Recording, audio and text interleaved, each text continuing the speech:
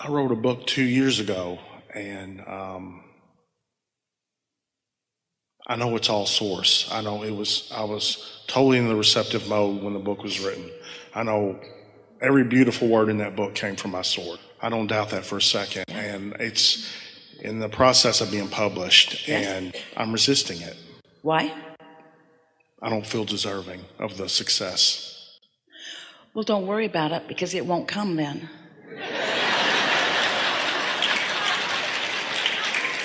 So it won't get out ahead of you.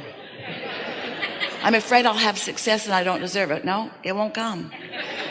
So in fact, I was successful at not being successful. It won't come. It will come as you feel it to be. But what you just said about it was a whole different vibration than what you followed up with, you see. So this is what we want to ask you.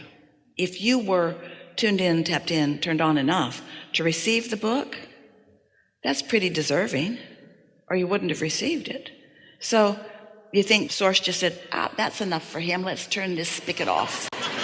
We gave him the book. He's getting pretty greedy. Yep.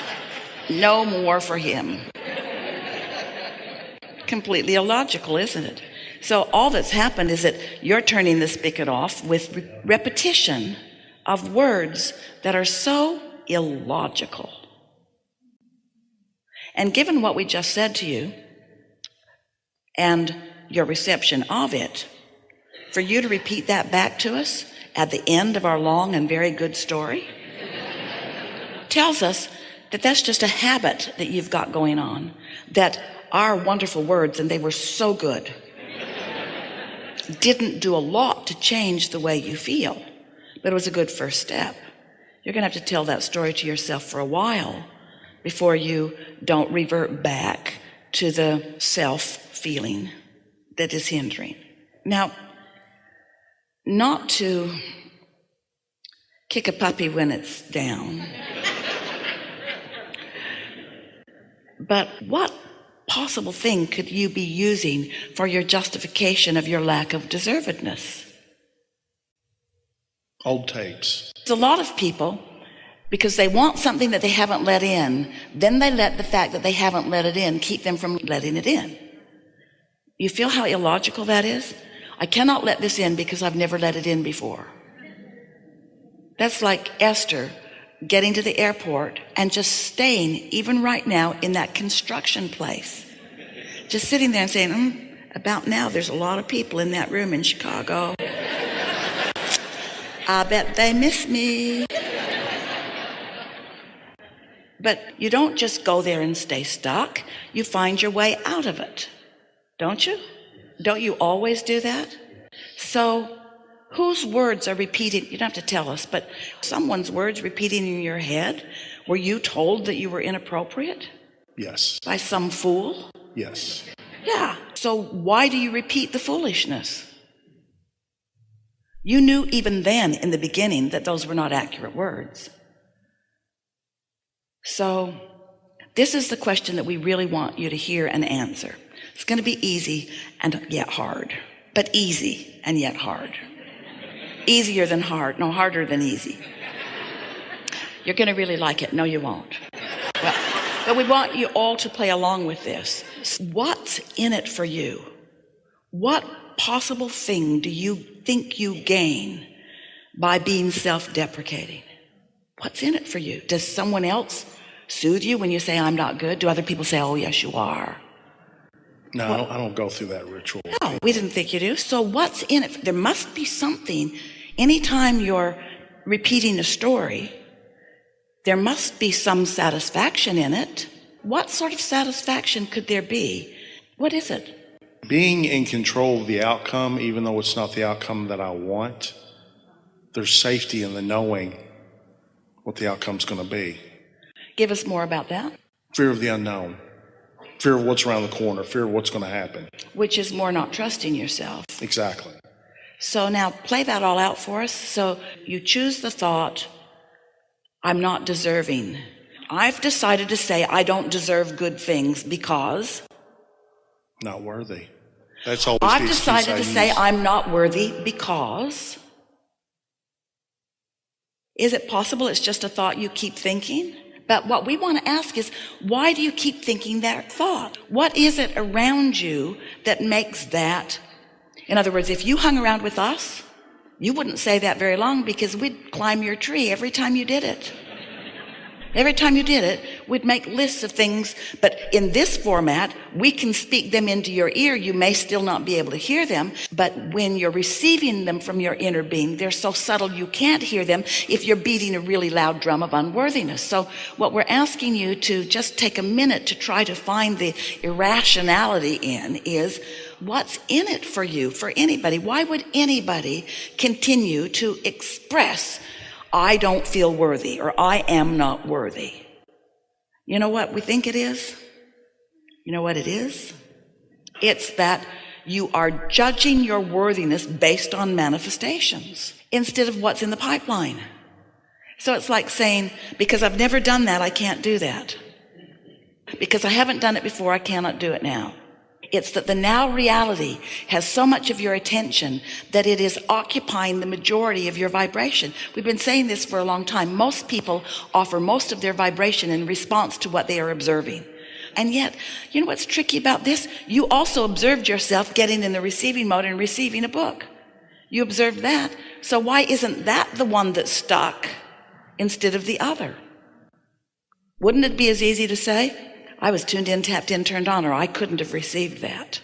And that same tuning in will guide me down the path of least resistance to everything else. Or you could say, I received this book for me. And when I feel like it, I might share it with others. But for now, I received this book for me. This was a message from my inner being to me. The next book might be for someone else. We always tell people who have written a book and they're trying to figure out how to get it published, you figured that out, or how to feel better about it. What do I do? Write another book. But I've already got one. Yeah, but write another one. Why? Because as you write another one, the pipeline stays open. It just takes finding something that you can focus upon so that you're not focusing on that. Because we can tell you all day, every day, and we do, that your feeling of unworthiness is unwarranted. You're going to really like this.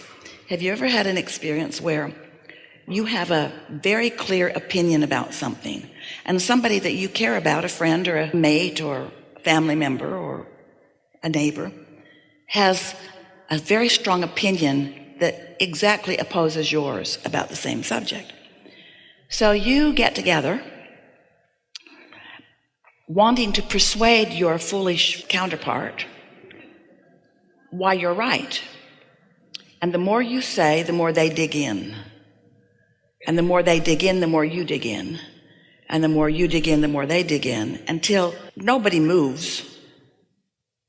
It's not very satisfying, is it? You get louder. You bring more links to more websites. And you each just hold stronger in your position.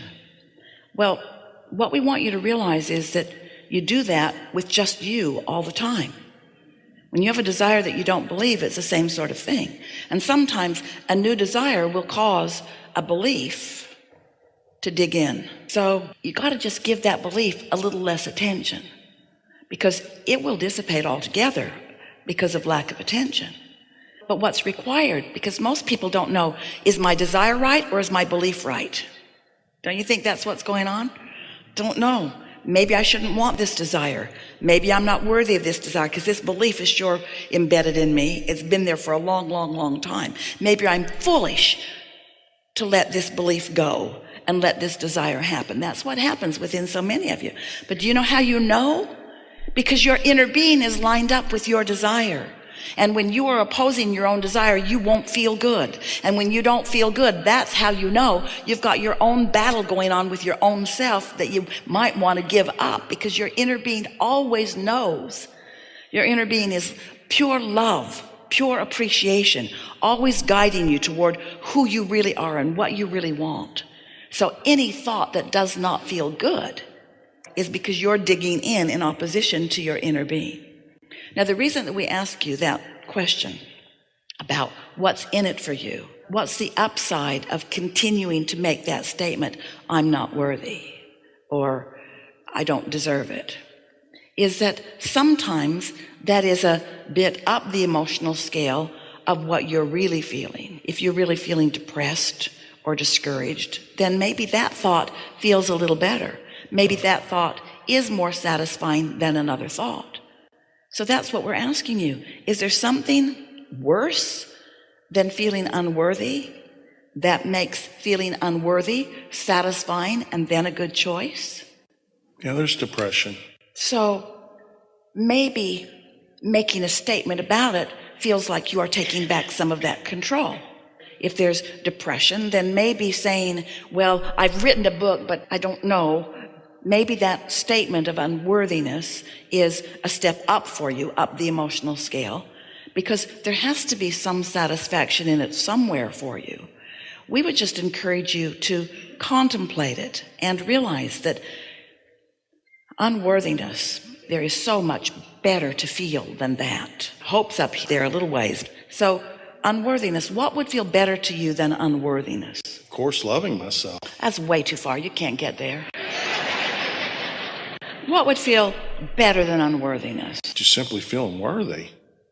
That's way too far. That's way, way, way too far. You can't make that jump. What would be a little more satisfying to you than I'm not worthy? I am so mad at myself about not being worthy. I'm so angry at myself for feeling unworthy. I'm angry at my mother for starting it off that way.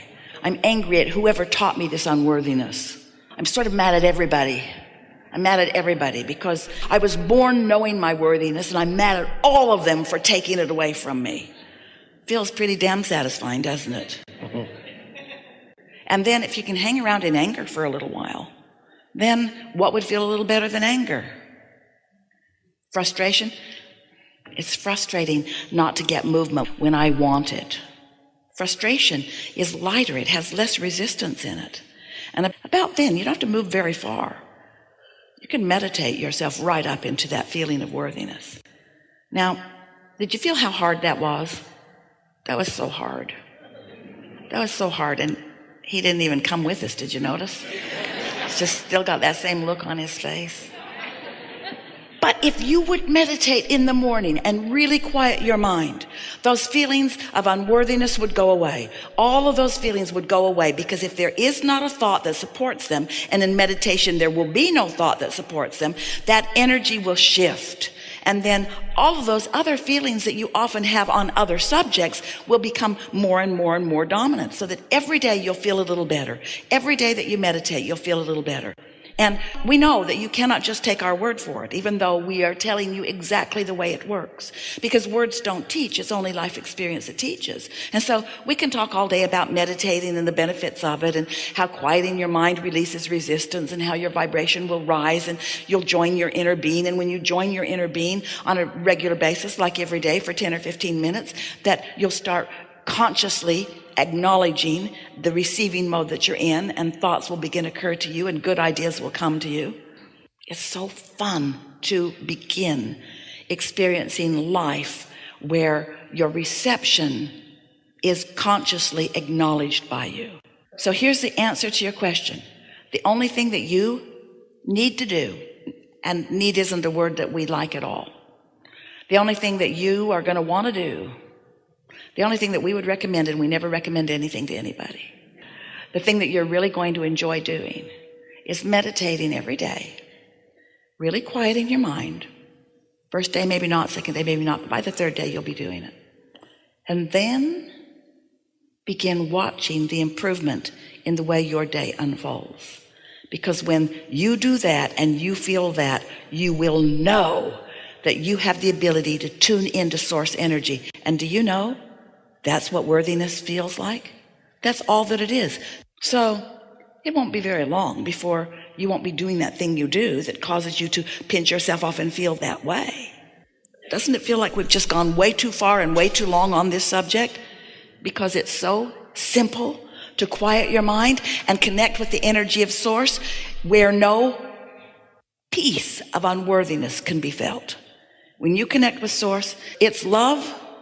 It's love, it's love, it's love, it's love, it's love, it's love.